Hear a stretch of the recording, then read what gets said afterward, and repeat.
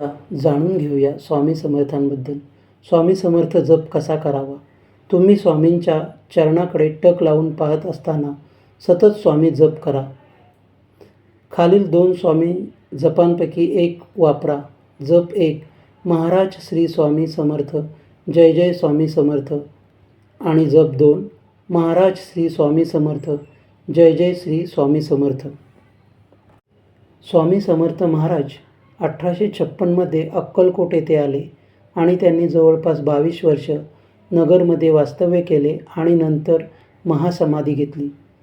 स्वामी समर्थांची समाधी मंदिर परिसराचा केंद्रबिंदू आहे आणि पूजा आणि ध्यानाचे ठिकाण आहे. दरवर्षी चैत्र सुदा त्रयोदशीला पुण्यतिथी साजरी केली जाते. स्वामी समर्थांच्या चमत्कार करण्याच्या आणि लोकांना त्यांच्या आजारातून बरे करण्याच्या क्षमतेसाठी ते ओळखले जाते. त्यांची शिकवण भक्ती, आत्मसाक्षात्कार आणि इतरांची सेवा या महत्त्वावर भर देते. स्वामी समर्थ हे त्यांच्या परोपकार कार्यासाठी आणि वंचितांसाठी आश्रम आणि शाळा उभारण्यासाठी ओळखले जातात. स्वामी समर्थांना प्रसन्न करण्यासाठी पुरणपोळी, बेसन लाडू, कडबोळी, कांदा भजी, गव्हाची खीर तयार करता येते आणि चहासुद्धा चालतो. स्वामी समर्थांची मूर्ती तुमच्या घराच्या सजावटीला आध्यात्मिक आणि प्रसन्न वातावरण देऊ शकतात. ते तुमच्या लिव्हिंग रूममध्ये, ध्यानाच्या कोपऱ्यात, तुम्ही शांतता आणि सकारात्मक शोधत असलेल्या इतर कोणत्याही भागात ठेवू शकता. स्वामी समर्थ महाराजांची दैवी आशीर्वाद, त्यांच्या नामजपाचा मंत्र जप शक्य तितक्या वेळा केव्हाही कुठेही असलात तरी अनुभवता येतो. कोणत्याही अपेक्षेशिवाय अत्यंत विश्वासाने त्यांच्या नावाचा सातत्याने जप केल्याने तुम्हाला स्वामीजींकडे नेले जाईल. स्वामी समर्थांचे बुद्धीचे शब्द. एकदा परात्पर सद्गुरूंना भेटल्यानंतर साधकाने सतत आपल्या सद्गुरूचे चिंतन केले पाहिजे, त्याची भक्तिभावाने सेवा केली पाहिजे आणि त्याच्या आध्यात्मिक उपदेशाकडे पूर्ण लक्ष दिले पाहिजे. जणू काही त्याच्या ओठातून येणारा प्रत्येक शब्द हा एक मंत्र आहे. स्वामी समर्थांना स्वप्नात पाहणे म्हणजे काय? तर भगवंताची आणि स्वामी समर्थांची स्वप्ने पाहणे ही चांगली गोष्ट आहे. ही आध्यात्मिक प्रगती मानली जाते.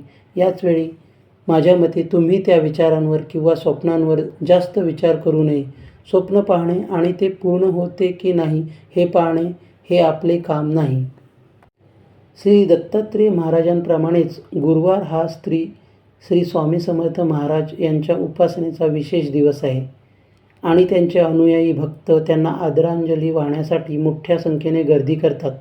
ते आपल्या अनुयायांना मराठीत सांगायचे, भिवू नकोस, मी तुझ्या पाठीशी आहे. भिवू नकोस, मी सदैव तुझ्या पाठीशी असेन. स्वामी समर्थ ते जवळपास 22 वर्ष अक्कलकोट येथे वास्तव्यास होते. स्वामी समर्थांनी 1878 मध्ये समाधी घेतली. त्यांची शिकवण महाराष्ट्रातील लाखो लोक पाळत आहेत आणि अक्कलकोटमधील त्यांचा आश्रम एक लोकप्रिय तीर्थक्षेत्र आहे. स्वामी समर्थ आणि साईबाबा.